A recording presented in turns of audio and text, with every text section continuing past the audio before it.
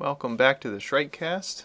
My name is Andrew Crouthamel, and today we're going to talk a bit about packet monitor and packet capturing within a SonicWALL. I'm just going to do a few videos coming up here on different types of diagnostics and troubleshooting. We're going to do a few videos here in a little bit of a mini-series. So today is packet monitor. This is probably the most underutilized feature of any technician that I've talked to when in relation to SonicWALLs or any sort of network administrator. They never do enough packet capturing. And if you know some basic packet analysis and you've gone through CCNA or Network Plus or something like that, and you have an understanding as to what's inside an IP packet, how TCP works, differences with UDP, what a packet's supposed to look like, how it's supposed to operate, some basics of routing. Can't really stress that enough, is to have a fundamental knowledge of packet analysis to be a good administrator. But if you know that, why not use packet monitor? It's an extremely useful tool. It's really nice that SonicWALL includes this in their product, whereas others do not, or it's a bit more difficult to configure. On a SonicWALL, they have packet monitoring and capturing built right in here on this great interface, and we're going to go through how to utilize that and get more useful information for diagnosing weird problems.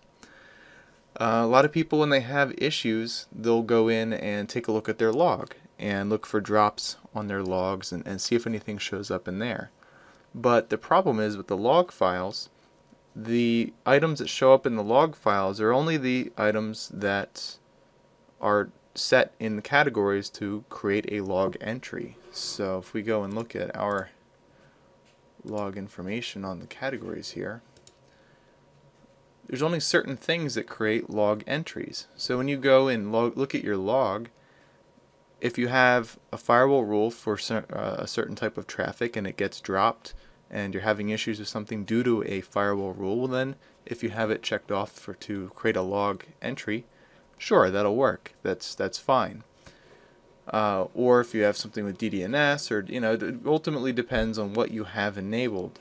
But what if everything is working fine in relation to what you can log, and everything's working fine in relation to your firewall rules, but it's still not connecting correctly? And this is something I had a few days ago, where there was a problem with routing over VPN. And the traffic wasn't working right. Firewall rules were fine. It looked okay. Nothing really showed up in the logs. But then when we looked at the packet capture, that's when it started giving us a little bit more hint as to something's not quite right, and gave us an idea as to where to look. So don't rely on your logs as the end-all for doing diagnostics to your firewall rules or your packet routing or anything. It's nice to have, but is not the end-all. So let's go take a look at packet monitor, and we're going to set it up for basic packet capture. So we're going to go in and configure our capture first.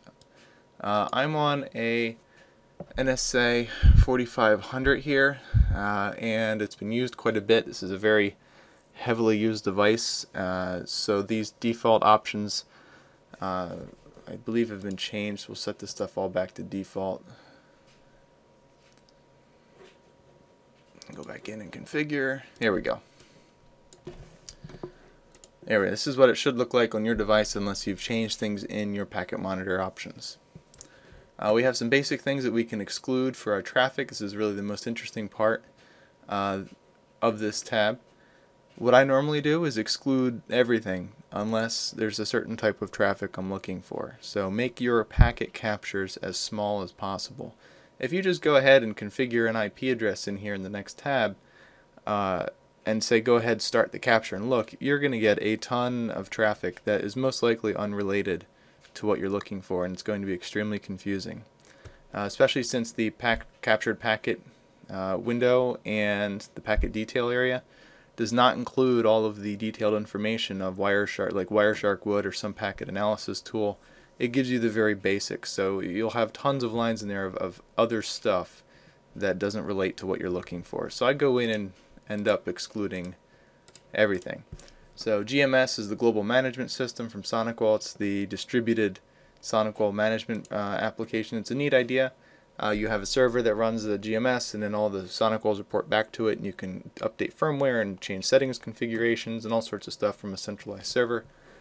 So I end up excluding all that traffic. syslog, HTTPS management, which is what we're doing on the web page here, anything like that. And unless we're trying to diagnose that specific thing, just disable it so it doesn't clog up your filter here. We're going to go over to monitor filter, and here's where most people end up typing in a source or a destination IP, and they say, okay, I know I have a problem with this guy. And if you note here, it says enable bidirectional address and port matching. This creates a rule within the packet monitor when you start the capture. Whether you put this IP here or here, it will do the same thing. It will look for source and destination traffic to from that IP. So just like you would create a reflexive firewall rule, this creates a reflexive capture rule basically. So I can put this IP on either side and it will show me both directions of traffic for the capture. I almost always leave this on because it's extremely useful. So most people go in, type in an IP, and they say, okay, I want to get the traffic from this guy. And for this example, I'm actually going to capture my management traffic of browsing the interface here. So I'm going to disable that. And that's about it. We'll go into the detailed stuff later. So we say, okay, I have a problem with this guy. There's some sort of problem. He's not, the packets are dropping. I don't know why, so we're going to find out. We've configured our monitor, and now we're going to go ahead and start the capture. So I start the capture, and we get some traffic. Perfect. So I'm just going to go ahead and stop it. And we have 130 packets here that are useful to us. Now if we take a look, there's some red lines in here. Depending on what kind of traffic your firewall experiences and how much data is flowing to and from the IP you're trying to capture and all that, you may have a ton of these red drop lines of other types of traffic that show up in the capture. Exactly why some of this stuff shows up, I'm not sure. Exactly the reason behind some of it. You can see the source and destination addresses don't really match up with what we are trying to capture. If you take a look down here at the MACs, the related MACs aren't the same. So why they show up, I'm not sure. Maybe a SonicWALL engineer could let me know someday. But nonetheless, you'll have tons of these red dropped lines show up sometimes in a capture. Now because I'm looking at the management traffic, I don't have a ton of them, but a lot of times you'll have hundreds of these drop lines. So in the idea of keeping this nice and clean and useful to you, what I suggest is instead of just putting in an IP address, specify the type of traffic you're looking for. So we know in this example I am trying to capture my management HTTPS traffic of this computer I'm using to the SonicWALL. So I'm going to go to my monitor filter, and you'll see here's a monitor and a display filter. The monitor filter defines what ends up being captured. What are the rules related to what I'm going to capture? And then the display filter is what gets displayed in the user interface to you. But in the capture, there could be more stuff. So I end up doing the monitor filter and displaying everything, just to keep my captures as small as possible and as manageable as possible in case I export it. So I'm concerned with 55.215, and I want to check my HTTPS management traffic. There's something going wrong with that. What you can do is define an ether type. So if you take a look at the mouse over here, we can define a protocol type, ARP, IP, PPPoE, or we can do a negative value. If you do a bang symbol, an exclamation mark before, you can say, I want everything except IP. You could do bang IP, for example. Or you could say, I want everything that's IP. Case sensitivity doesn't matter. And if you want other stuff, you could type in more protocols as well. So I know I want HTTPS traffic, so that's going to be using IP 99+% of the time you're probably going to be putting in IP in this section. So that gets rid of some stuff. That's going to filter out some of this drop stuff. In IP types, you can then specify UDP, TCP, ICMP. If you're talking VPN tunnels, you might be interested in AH or ESP, GRE tunnels, anything like that. Any sort of protocols within an IP, you can now define them in there. And you can also do the negative bang values, exclamation mark values as well. So I know I'm using HTTPS. It's going to be using TCP over IP. So I'm going to capture only TCP traffic going to and from this guy. And for now I'm just going to leave the source IP blank. If I was capturing traffic to and from a certain computer to a certain server, that's where you might want to put in one IP on one field and the other IP on the other. Again, it doesn't matter if you have this checkbox turned on. So we'll go ahead and click OK. And I'm going to clear what's currently in my buffer. And now that it's cleared, we're going to start the capture. Now let's take a look at my capture. We'll stop it. You'll see in here that there are no red dropped lines. It's much cleaner. All the other junk is not there anymore. It's possible during that last capture I could have also had DNS queries show up, ARP requests show up, who knows what could have also been in there that I might not care about if I know I'm specifically looking for some sort of issue within an application layer or within layer 4 with TCP or something like that. I might not want to see all that junk. So here I'm going through and looking at only TCP traffic related to my management from my computer I'm using to the SonicWALL here. Now if I click on a line, it'll show your packet detail, the real basic header information for your packet, and then a hex dump of what's in the packet. Since it's encrypted because it's HTTPS, it's really kind of useless to us. And frankly, I find most of this packet detail relatively useless as well for me. Unless you look at the TCP flags, sometimes this can be useful. But otherwise, as long as you set up your monitor filter correctly, this is redundant information basically. So what do we do with this? What we can do, besides taking a look at and seeing if we have some weird drop action like that one issue I had a few days ago, or if it's successful, we can also export it. And one of my favorite ways to export this is with libpcap. Some of you who are familiar with packet analysis will know that libpcap allows us to import it into Wireshark. Probably the best packet analysis, at least the best free packet analysis application available. And I intend on having some videos down the line related to Wireshark as well. So here we've taken that capture right out of the SonicWALL and open it up with a really advanced, robust packet analysis application, and we can delve real deeply into what's going on with this traffic. So we can expand out our TCP information and our IP information and really get an idea as to what's going on with our flags and our option bits and all sorts of things like that. It's color coded nicely for us. We can also set other filters. If you're familiar with Wireshark filters, you can set other filters up here and do what you normally would in Wireshark. This is probably the most useful feature I find, is I'll set up a real quick monitor monitor filter, let it capture for 30 seconds or something like that, and then export it to Wireshark so it's a lot easier to read. Because trying to do it in the SonicWALL interface really is left a lot to be desired. They have the basics here, but like I said, it's missing a lot. It shows you just the core basic information. So then I like to bring it into Wireshark and then really delve into what's going on with our traffic. You'll notice that there's another quick few features about our capturing. There's the start and stop capture and the clear that I've been using. There's a buffer for this packet monitor. It can only go so large. So that's why I end up using the monitor filter quite a bit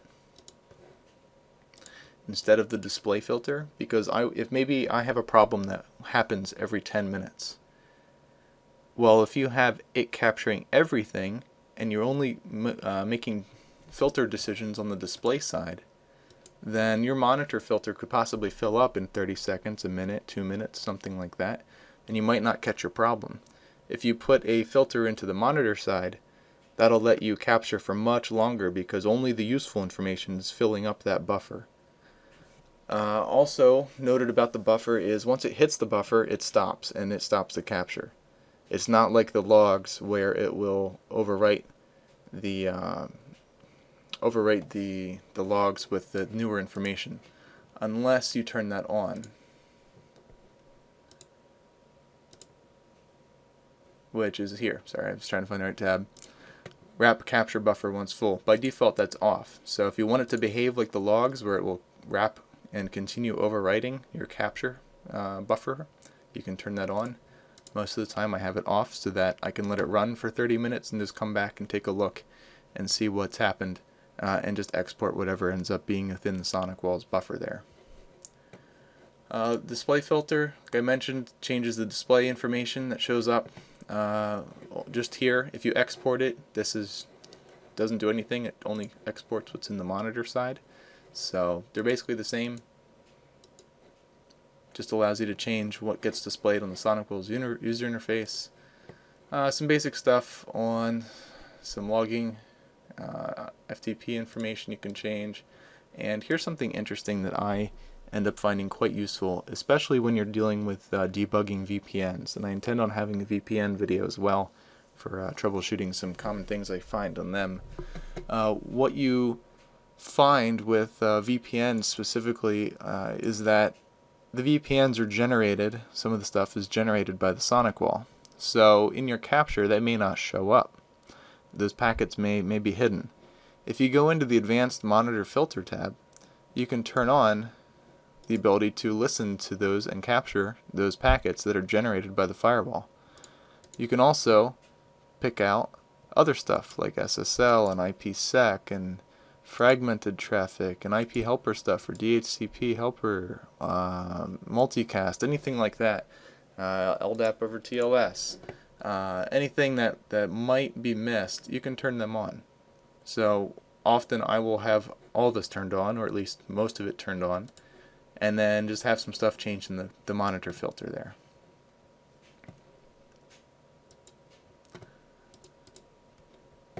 And then there's also some options for mirroring and sending it other places as well. So it's not all that complicated. When you go in there, it looks more complicated than it really is. This is what I suggest doing all the time, is define your ether type, define your IP protocols that you're using, define the IPs that that are involved in the traffic in the source or destination fields. They can be interchangeable as long as you have the bidirectional port matching option turned on, and go with that, and you should have a nice clean capture. And then at that point you can go ahead and export it through libpcap. That can create an HTML file, text, other things like that. I find pcap the best because I love Wireshark. Or you can take it and export it to an FTP server, which we saw in some of those options in the configure button.